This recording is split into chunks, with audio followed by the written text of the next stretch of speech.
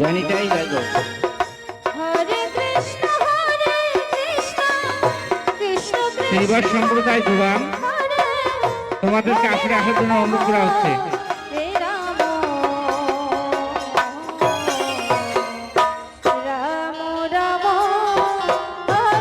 শ্রীবাস সম্প্রদায় জোড়াম তোমরা 20 মিনিট পরে আসরে আসবে।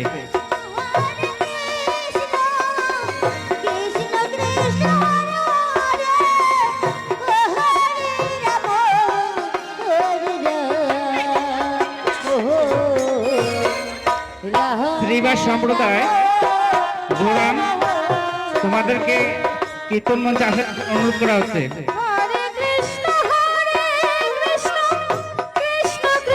আসরে কীর্তন পরিবেশন করছেন কৃষ্ণপ্রিয়া সম্প্রদায় তামাগুড়ি।